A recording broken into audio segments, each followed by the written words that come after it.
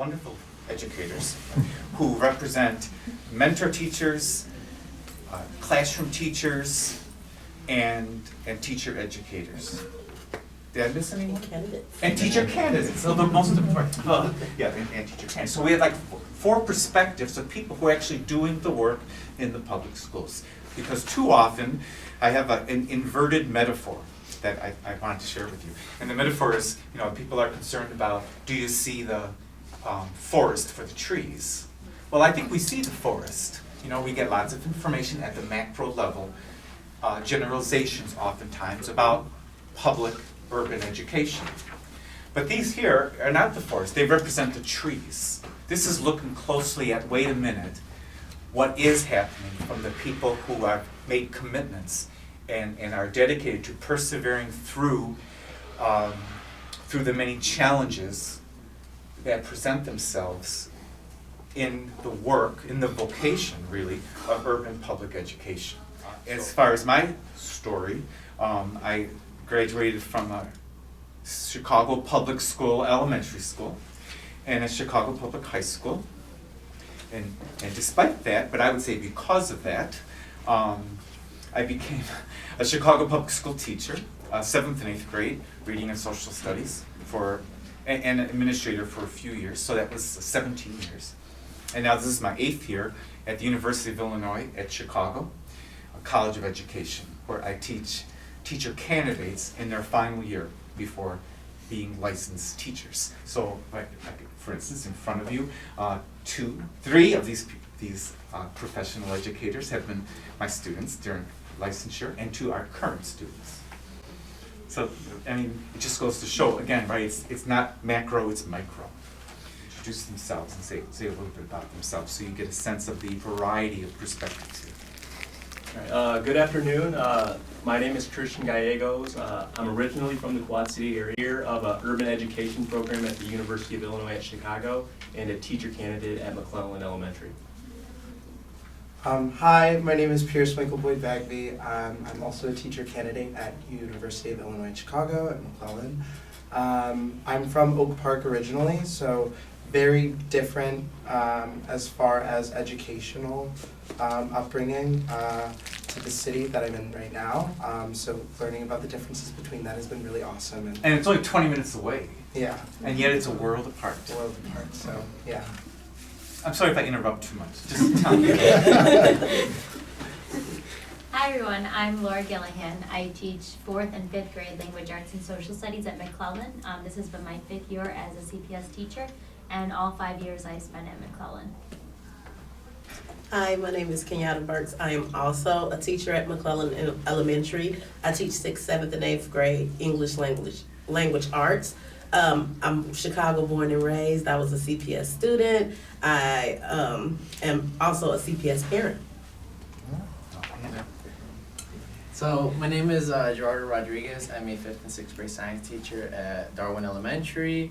I'm in charge of FUSE as well, which is a program from Northwestern where I have students, work around with challenges, robotics, and then I also do after-school program that has to do with Lego robotics. Chicago born and raised, and yeah, I'm happy to be here. Hi, I'm Michelle Ludwig. I am a 5th grade teacher at Christopher Elementary School. It's on the southwest side of the city. I am originally from Galena, Illinois. I have been a public school student all of my life, but as you will hear, the public education I had is very different than the public school students I am currently teaching in and the environment I'm in right now. So the first question has to do with what kinds of stories or pieces of information can we hear from people in the field that demonstrate how much time, energy, and self-sacrifice are involved in being urban public school teachers. So we could support public schools like show me you're highly qualified to teach, and they have lots of degrees and things. But what they don't talk about often is how much time are you willing to spend, which speaks to their values. How much self-sacrifice are they willing to make, which again speaks to their their sense of mission and what they're doing. How would you speak to that, to what's really involved, time, energy, and self-sacrifice? So I grew Or up maybe it in- is easy. Maybe you're gonna say, yeah, it is easy. What are you talking No, about? it's not easy. But it's what I meant to do. I grew up in private schooling in the northwest suburbs, and I came from a Catholic school, and at that Catholic school, I was one of 2 families who was a child of divorce.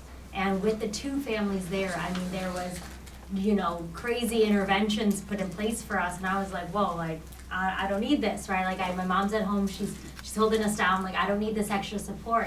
And then I, going through college and seeing what some of the public schools are like, and now being in my classroom today, divorce or single parent families are the norm, okay? And with that comes challenges. And we were speaking earlier, with poverty comes a load of challenges that in my situation I wasn't a part of. Still being a single parent family, I didn't have the challenges that my students have with poverty. So what do we do when we have those challenges? At our school, our principal put our prep time, which is when we're supposed to plan and make copies and evaluate students' work, with our lunch. So we have an hour and 45 minutes to get this done in a day. I was like, oh, this is so much time. What am I going to do with all that time? Like, I was almost like, okay, maybe I should go home for lunch for an hour and then I'll come back. But you quickly realize to meet the needs of the kids, you have to actually give that time to them. So during that planning time, there is no planning happening. Instead, we're building relationships. I have lunch with students once a week, a group of students, and we just get to know each other. Because when, we teach kids who are in survival mode 24/7, their defense mechanism is so thick. And so getting to a place where you can even help each other, classmate to classmate, and teacher to student, student to teacher, we have to start to build that down and show, hey, I'm here, I'm not going anywhere, and I actually do care about you, and I want to get to know you. So we're having lunches. We're having a lot of peace circles. Peace circles are where we can teach kids how to handle conflict rather than just punishing them for the conflict that they have. And so at least once a week we have a peace circle, whether it's a group of students, 2 students, or even just 1 student, talking with them on how they can improve their behavior choices. And along with that planning time, there's meetings that you meet with your principal, you're collaborating with other teachers about students.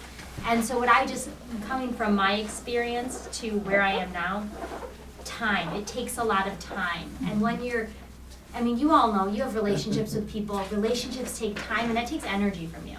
So part of the self-sacrificing is not just the physical amount of time that it takes, because then after school is when you do the planning, on the weekends is when you're doing the grading and the data analysis, but it's that time that they take from you, which I give so welcomely, right? I want to give it. But then I have to figure out how to give myself that time back later. So it's a lot more of, building in self-care time, which is something that I didn't think I was going to need going into this profession. So that's part of the self-sacrifice that comes because that self-time then takes away from other people in my life. And I'll just piggyback off of what Laura said. We're at the same school. We kind of have the same mentality around social justice and restorative practices. So I too, every prep period, I have a group of kids. I even got a note from one of my students that thanked me for being their counselor. I'm like, okay. We wear many hats. We wear many hats. I would literally have to make a ponytail in the morning so the student would take off her hood because it's not uniform, or we might have to take our preps to, I actually just did a home visit the other day. And that's not a part of our role, but we do it for the kids. I think the biggest misunderstanding is that we're just teaching and it's just academic. But we have got to teach from holistic approach. So I'm mom, I'm auntie to some of these kids. We have a communication system called Remind, and you set your office hours, but we don't follow those office hours. I could be at home cooking dinner and a student will message me and I'm going to respond. And I have one student that messages me all the time because she's at home alone all the time. We take a lot of that home with us, and like Laura said, the work never gets done in the school building. Never. I grade on the weekends, I lesson plan on the weekends.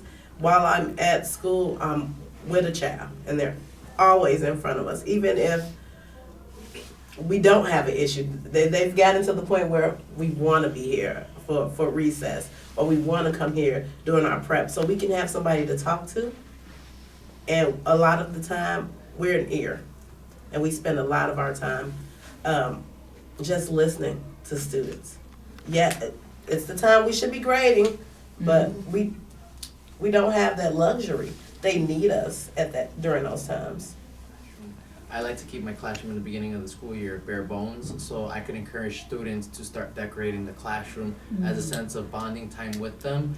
And so for me, that usually involves, partially sacrificing my lunchtime in terms of communicating with students while I'm eating, having joy with them, because I genuinely like spending time with my students so much that there's been weeks where I'll spend 2 weeks with the students during my lunchtime, and then my coworkers, the colleagues tell me, you gotta take a break because you need to develop a relationship with us.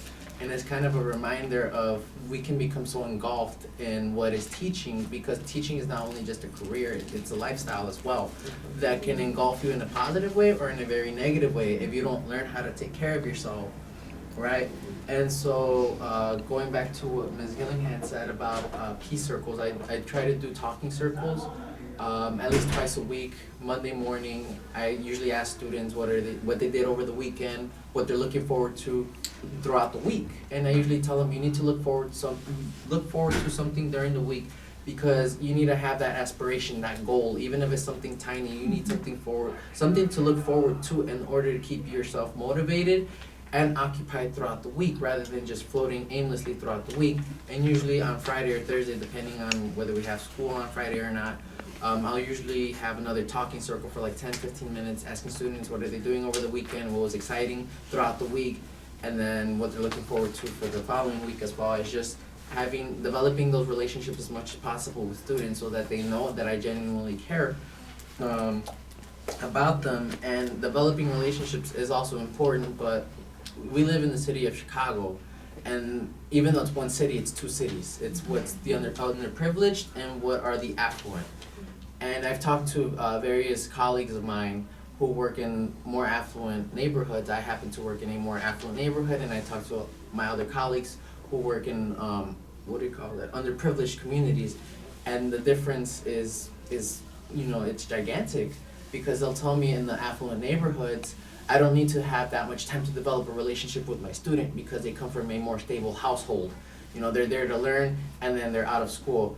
Whereas I've talked to my other colleagues who work in underprivileged communities, and they'll tell me that they have to spend more time developing those relationships with the students, since they don't come from that stable household, and it's all about that sacrifice to make sure that they feel safe inside the school.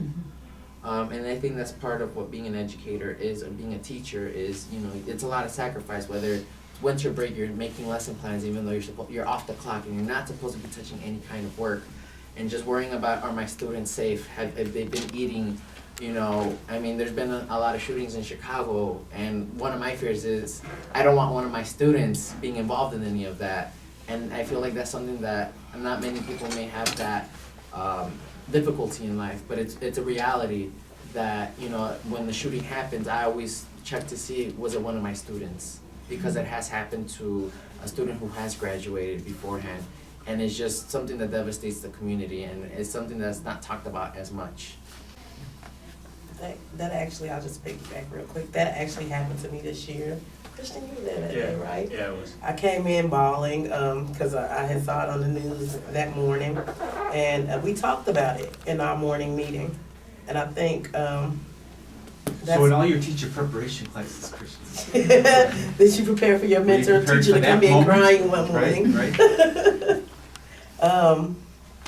Yeah, so we talked about it in our morning meeting, and I think one of the most I think what you do is kind of like a morning meeting, what you just said, like taking the time to talk to them. That's basically what a morning meeting is.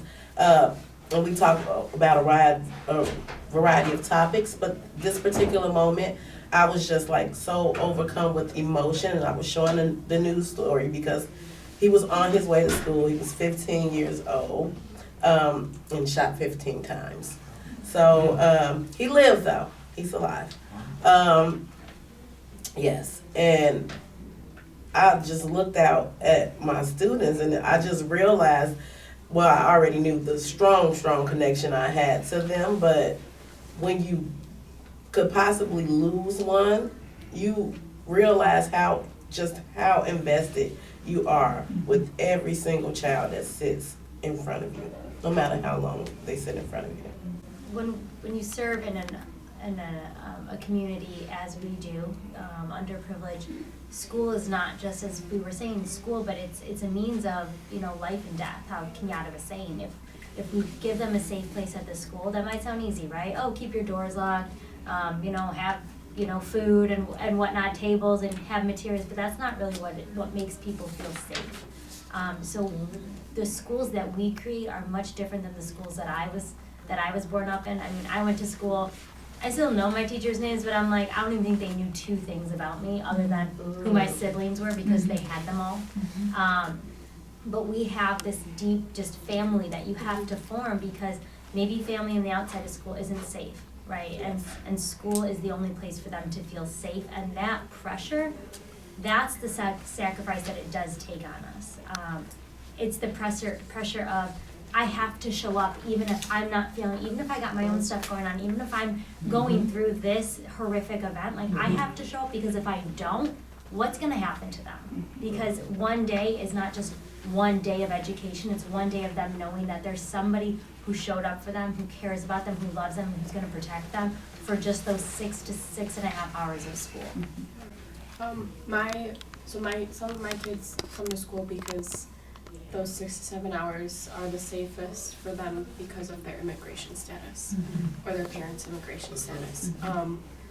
I'm thinking of the kids who show up at 7 o'clock and they stay for the YMCA program. They're there till 5:15, and they're there because ICE can't cross through those doors. And we've had those conversations, and they know. My kids are 10 and 11 years old, and they're very aware of that, and they know what it means to be in school. They're the kids who are there every single day. Some of them are the troublemaker kids who are there every single day, but they're there, and that's safe for them, like under the law and legal. And to talk about sacrifice with teachers, like UIC is a great program because by the time you're in your senior year, we're up to like 5 different schools that we get placed at. During our junior year, we're in rotation, so every 3 to 4 weeks, we get to be placed at a new school. So just seeing the diversity across Chicago, it's really like inspiring to me how the difference in a classroom is really just made by the teacher. Like to see some classrooms on the west side of Chicago have no resources. The last school that I was at didn't have a library, it didn't have, it only had one school counselor. The copy paper the teachers had to buy themselves. Kids would lose their backpacks every day. Like it was really difficult, but the teacher that we had was the reason that all 32 kids showed up every day to class, and it was kind of disheartening to know that the sacrifice had to be made, because it's not something that you sign up for, but ultimately it is something that you sign up for, because whether you like it or not, this is the job that they've chosen. I'm in Miss Gillihan's classroom right now, and it's just the bond that you have to get with these students, no matter how many there are, is so visibly important to their education. Because without that student-teacher connection, there's no reason for them to show up every day. And it's just crazy that this is a part of the job. You don't sign up for this, you sign up to be their teacher, and you become so much more in their lives. So building relationships, building trust, Aren't they great? Like I said, just remarkable. But I want to move on to the second Let me just point. add one thing really quick, if you don't mind me interrupting. Sorry No, about sure. that. So, picking back on what Michelle just said about, seeing the students who are, we consider troublemakers constantly in the classroom, right? That they don't miss a day, and maybe there'll be a day where you think, okay, just give me that break, and then they show up and you're like, okay, I'm gonna get through this day, right? Travel teachers, we recently got off the strike. And one thing I noticed was, even when there was a work stoppage, the strike, a lot of the students who we consider troublemakers, who actually come from unstable households, they would show up, ready to go inside the school every single day without fail.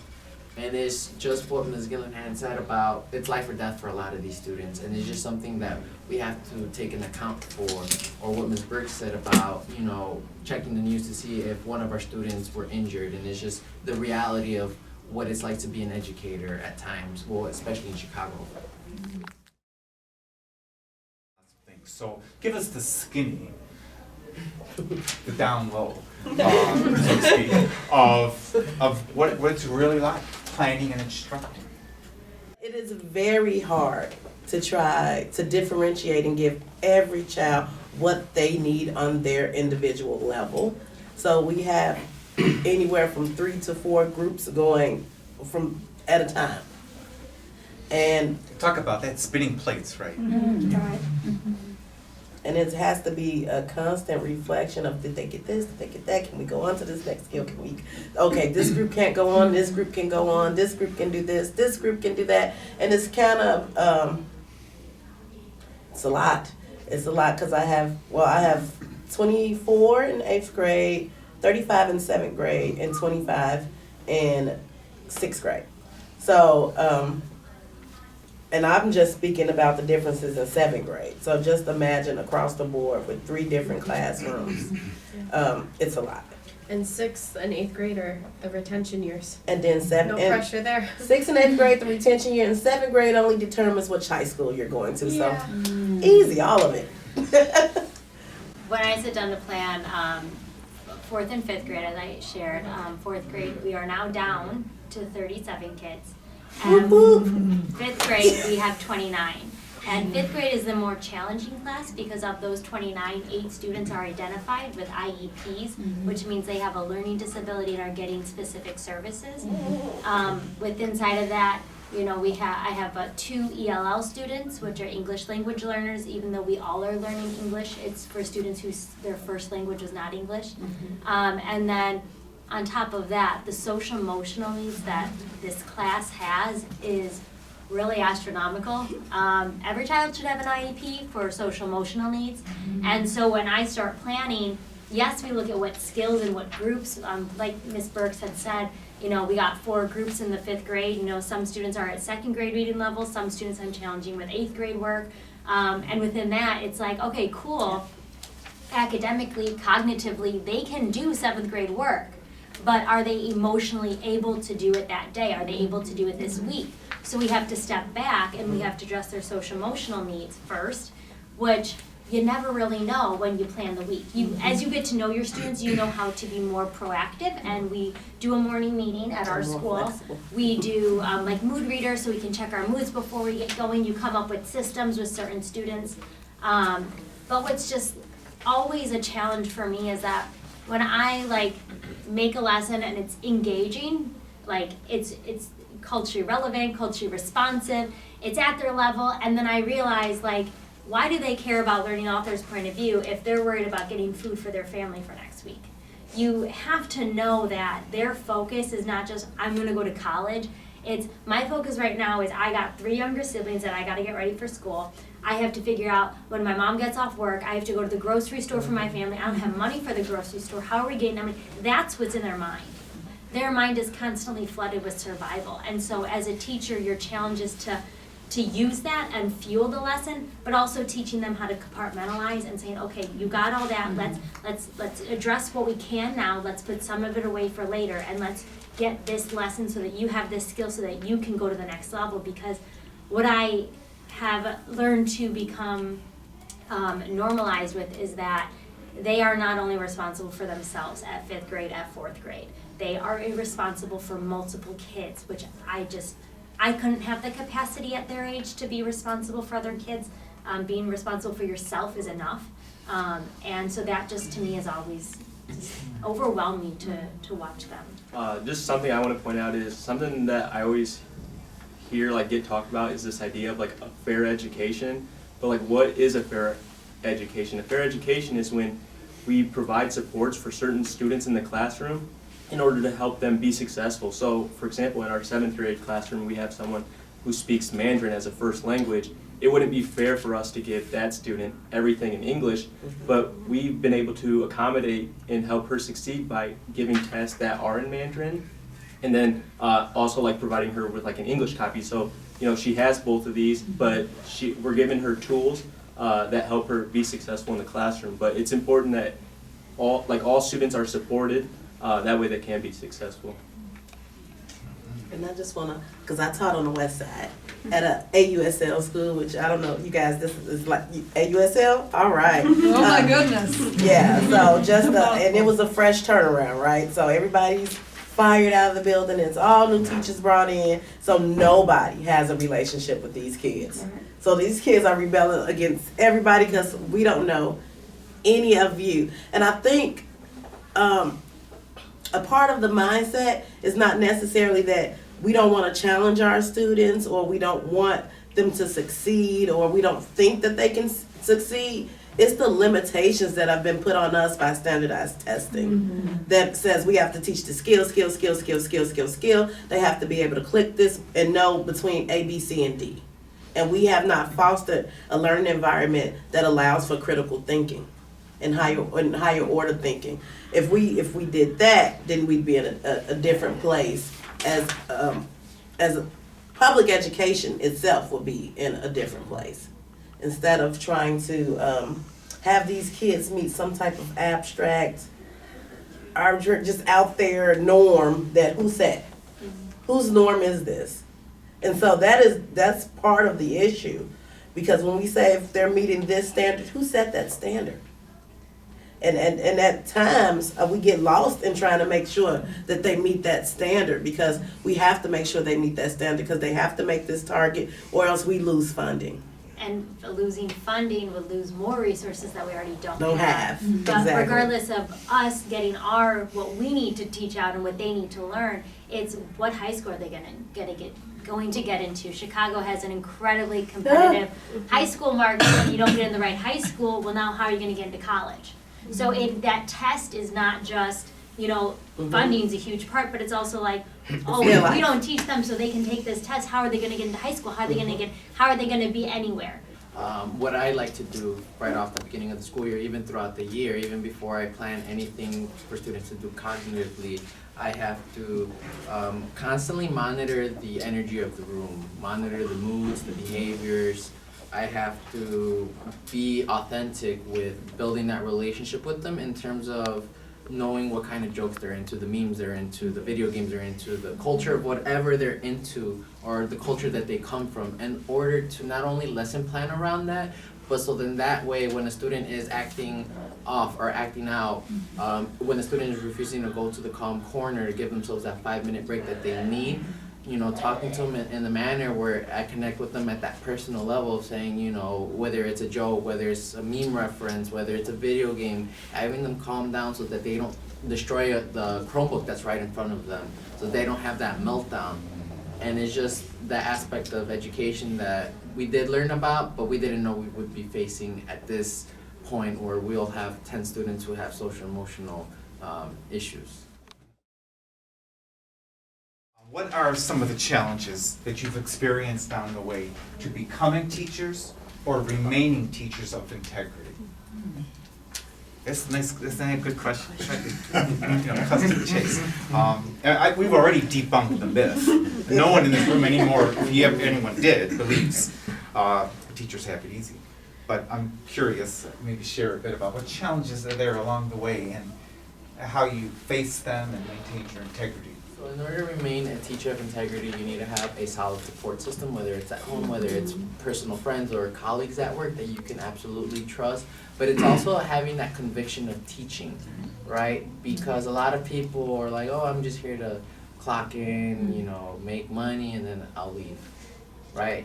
And they're being what money? They pay you. but you have to realize as an educator, you need that conviction, you need that passion of I'm here for the students, but I'm also here for myself as well. And it's just standing your ground. So quick backstory, I used to work at a school in the South Side where it was just an atrocious environment because of the admin there.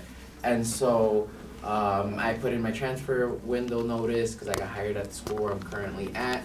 And so turned out that they said that a Chromebook was missing from the Chromebook cart from my classroom. How convenient, right? 2 weeks right before I left the school, they were like, you need to pay for the Chromebook, you need to pay $250. And I talked to Professor Podsiadlik a lot about, you know, I have to stand my ground, I need that support because my the administrator at the time was really pushing, really pressuring me, coming to my room every day. Where is the money? Where is the money? I contacted the union and everything. I had support from the union.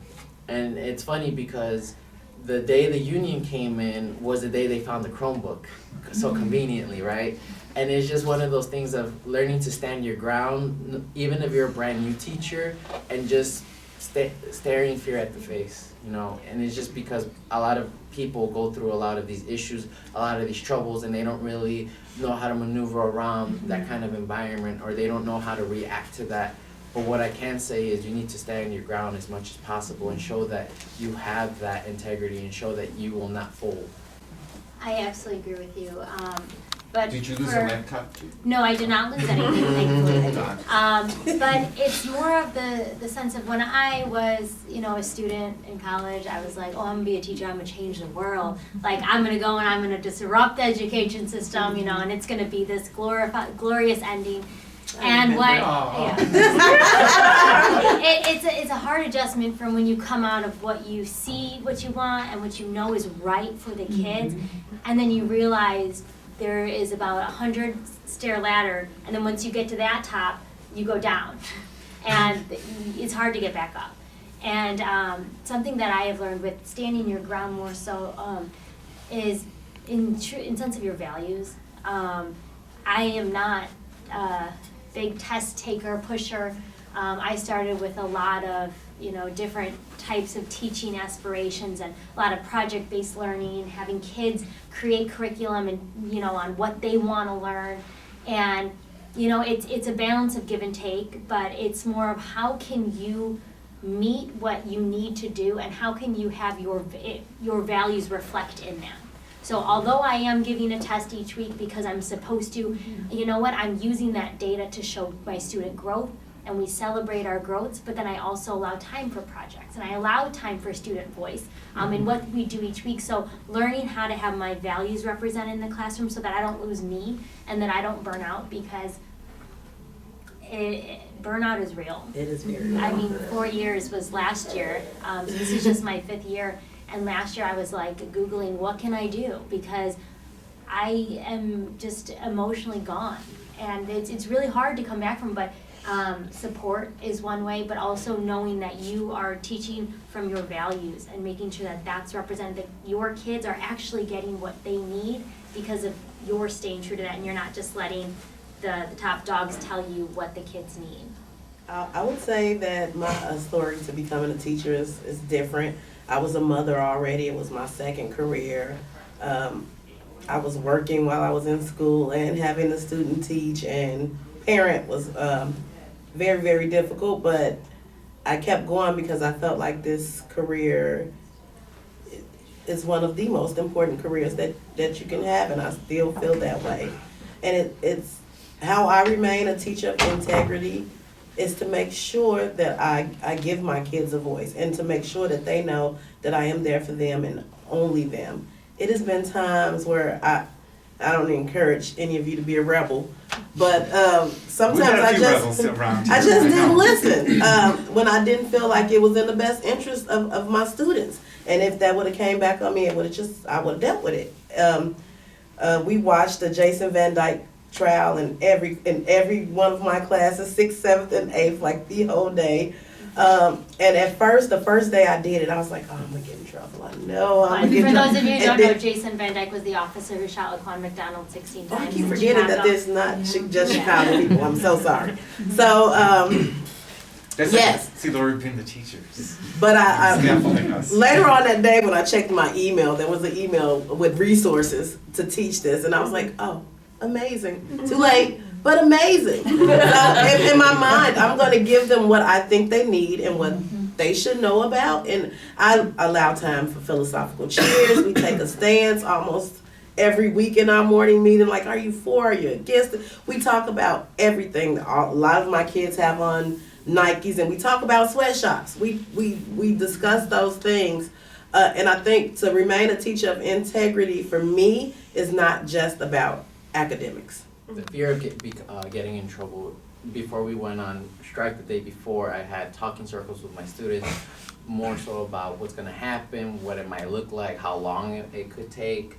And I was just fearful because, you know, talking about striking in the classroom kind of brings that fear of, oh, okay, admin's going to come in any moment, or admin is going to call it to my attention. Nothing happened, so that was great. Or even the day we came back, which was on a Friday, and I had communicated with my students about what happened during the strike, what they did over those 2 weeks, and I was always fearful of, I'm gonna get pushback from admin. It never happened, and it's just one of those things that as an educator, you have to be willing to take that risk, because that's what teaching is. It's all about risk taking.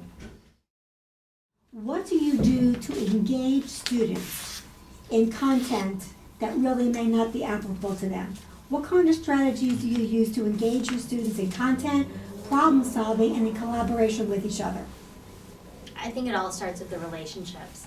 So getting to know your kids, you're gonna know how to persuade them, you know, about an article or not, but you'll get to know how their brain, like how they view things, and then you can try to connect what they already know to it to help build them up to be able to reach the article that you're using, if that's what the example is, or a way to connect it to something that, you know, they do enjoy and that they're gonna wanna know more about. I try and find a balance. So, you know, I'm being told by my administration I have to do guided reading groups, and I fully support that. But I look at the guided reading books that are in the library selection, and I'm like, this is really boring. Like, how can I convince my kids that they even want to read They this? can't connect to So that. they cannot connect to it. Like, I can't connect to it. And I'm like, well, I have to get through this. Like, I'm gonna pick the ones about animals. I know my kids like animals. Like, we're gonna play up the animals, or, you know, or whatever it is, the sports. And then I set time aside for a read aloud, and I say, this is my time to be culturally relevant. We're reading Esperanza Rising, and the whole class loves it. Like, even the boys at first were hesitant. They're like, why are we reading a book about a girl? Like, oh my God, Miss Loving, like, come on. Yes. And then, like, 20 pages in, they're like, can we keep going? Can we keep going? Like, can we just spend the whole day reading Esperanza Rising? So, like, just finding that balance of literature, which, you know, you still have to do as an adult, too. Like, there's things we want to read for our enjoyment and things we have to read, too, for classes or whatever it is. So, like, just giving them that balance, too. I don't know. I'm very open with my students, and I'll tell them, like, I'm sorry, like, we just have to get through this. Like, give me your best effort. Like, I find it boring, too. I'll be open and honest with you. But, like, we can do this together, you know. So. I may have a little bit easier than math or ELA people or social science. I'm a science teacher, so I like to do a lot of hands-on activities or project-based learning, or a lot of videos to show them on a lot of the stuff that we're learning about cells that they can't really see even through a microscope. Just show them how everything looks, or even through outer space. And it's just, you know, using multiple modalities in order to address that with students. I mean, at least for me with science, I have that leeway with making it as entertaining and as messy as possible. So for me, that's my advantage. And for me, I use a lot of discussion. We used the Hate You Give last year, and I had the math teacher bringing me books back like they're reading under the table. That's how much they love. I know, it was like, oh, good. That's how much they love the Hate You Give. But it was so many topics in there that we like had our morning meeting for the year. And most of the time, when you want kids to be engaged, ask them, what are you interested in? That is the easiest way to find out what's relevant to them. and then you just incorporate it, and then have discussions about it. I please you all, have philosophical cheers, take a stance, make them have a voice, make them use their voice. I think that is a big way to get them engaged. And something that I learned from a personal book club of mine, we all read this book and we all were like, do we even want to meet? Like, this book was awful. And we're like, we have to meet. Like, you can't just not meet. And we wound up having one of the best discussions because we were proving why we didn't like the book. Why the author should have changed the character's role to do this instead of that. Why the setting should have changed, and that would have made the plot even better, right? And so then taking how boring a text is per se and saying, all right, well now you're the author, make it better. How would that setting make it better? And right there's critical thinking. And you're using the boring text that you're supposed to, but now you've engaged in discussion. Absolutely. And I think one of the biggest things is as teachers obviously know, like you can't get away from, like you can't run away from standards. Like you have to teach your kids a certain curriculum. There's tests that they're gonna have to take. So I think what Ms. Gillihan does really well is like framing of it. She calls testing days celebration days. And as corny as I thought it was, I thought it was really awesome how well the kids were able to shift the way they were thinking about taking these tests. Like instantly they thought about a celebration and they got excited and they were like, oh, this is a test. But they weren't like, you know, it wasn't like that bad of a letdown. They still to think them. it's corny. They're like, oh yeah, it's celebration day, right? But it is a different way. But it's authentically Yeah. you though, and that's the thing. That's like authentic to her. So when it comes from her, it's celebration day. Like, yeah, Miss Gillian is corny, celebration day. But it's them getting to know. It's a piece of her that they've gotten to know and respect. Like, okay, celebration day. I told you have to use what you're given to your advantage. Right? We're gonna celebrate what we know, and we're gonna figure out what we don't know, and that's how you use the test, right? I wrote down some advice, and I do want to share it with you. Is you know, when I go home to my friends and family in Galena, Illinois, you know, a small rural town, you know, I tell them, I'm a public school teacher in Chicago. First response is like, bless your heart, bless your soul, like, you know, and I'm just like, no, like, I'm one person. I'm not trying to save the world.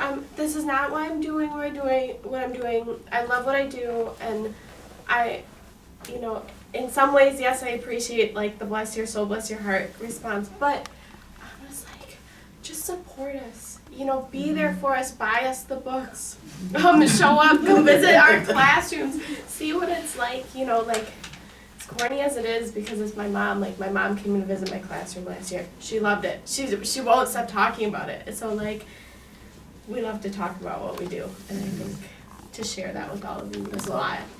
What I always say is, is to not just support by buying the books, although that's Yes. wonderful, vote.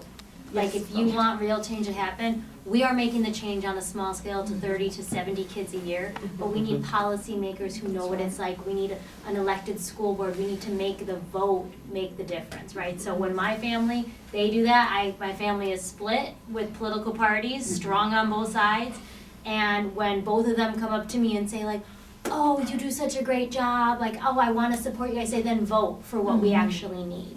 You know, words are wonderful, but at this point in my life, they don't mean anything until we start seeing that actual change.